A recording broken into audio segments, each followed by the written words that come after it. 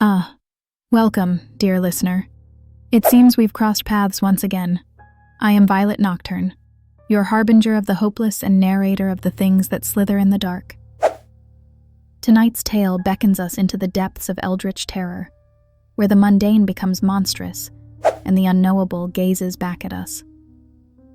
This is the story of the Whispering Fog. Picture, if you will, an isolated town perched at the edge of an ancient forest. It is a town not found on any map, surrounded always by a dense fog that clings like a shroud. Some say the fog has been there forever, as steadfast as the mountains themselves. But tonight, the fog will move, and before dawn breaks, nothing will be the same. We begin our tale with Claudia, a practical woman of 30 and some winters who had lived in the town her entire life. Claudia was known for two things: her skepticism and her fierce independence. But even skeptics, my dear listener, have cracks in their armor, places where fear can creep through like water through stone. On this particular evening, Claudia had finished her shift at the town's bakery, her hands dusted with flour and the hum of the oven still ringing in her ears.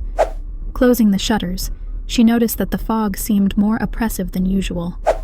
It hugged the buildings, curling and uncurling, as though it were alive. She shivered and dismissed it as her imagination. Just fog, she muttered to herself. Oh, but it was never just fog. By the time Claudia reached her small cottage at the edge of town, the fog had thickened, swallowing the world in shades of gray.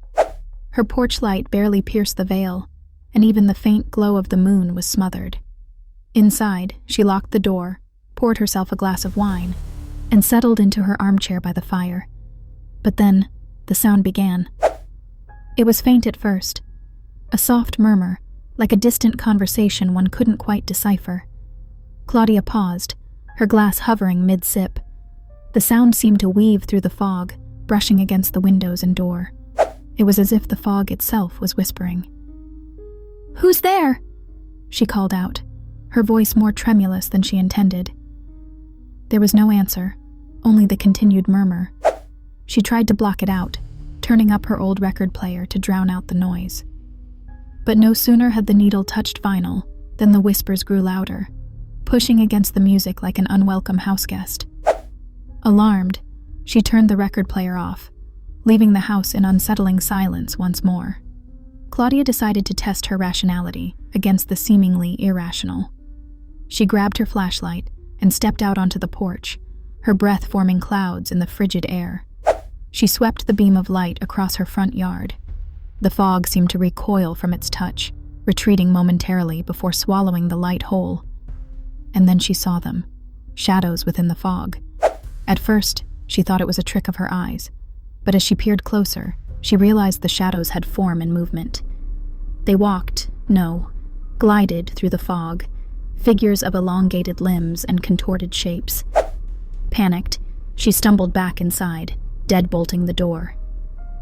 "Stay calm," she whispered to herself. "You've just worked too many late nights at the bakery, that's all." And yet, the whispers persisted. They grew in urgency, the tone shifting from conversational to pleading, an inhuman chorus of voices filling the air. Some cried out in anguish, others chuckled with a guttural cadence that made her skin crawl. Suddenly, her phone buzzed on the counter, making her jump. Relief surged through her. She picked it up, grateful for the connection to something, anything, normal. But when she answered, there was no voice on the other end. Instead, the whispers came through the line, tinny and distorted, but unmistakable. She dropped the phone with a yelp, as though it had burned her.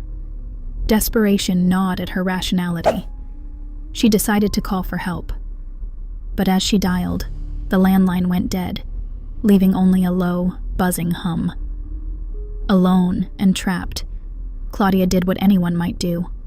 She retreated to her bedroom, locking the door behind her. She sank to the floor, clutching her knees as the whispers filled every crevice of her home. Hours passed, or perhaps minutes. Time seemed ephemeral in the presence of the fog. The fire in her living room had long since died, leaving the cottage in darkness. But in the renewed silence came a knock. 3 slow, resonant knocks at the front door.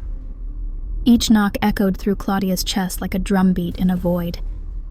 She didn't dare move. But then came another knocking, this time at the bedroom window. Her breath hitched. From her position on the floor, she could see the faint outlines of those elongated shadows pressed against the glass. And then, my dear listener, came the voice. A singular, deep, and resonant voice that broke through the chorus of whispers like a blade through silk. It was neither male nor female, both young and old. "Let us in," it said, in a tone so commandingly soft that she couldn't help but shiver. "What do you want?" she whispered. Her voice cracked, betraying her trembling composure. "To return." That was all the voice said before the whispers resumed, more vehement than ever. Claudia tried to shield her ears but found no refuge. The sound was no longer external. It was inside her skull, rattling her thoughts like dry leaves in a feral wind. In a moment of either bravery or desperation, Claudia flung open the bedroom door and made her way to the front entrance. Her nerves were a taut wire, ready to snap.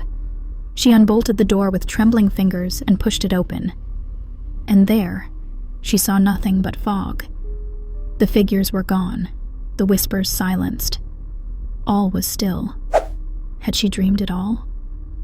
A strange calm swept over her body. She was about to laugh at her own fear when she saw it, her reflection in the window pane nearby. Only it wasn't her reflection. The Claudia in the glass didn't look back. No, it tilted its head and smiled in a way no human could. Before she could scream, the fog rushed in, engulfing her completely. They were not asking for permission to enter after all. They were inviting her out.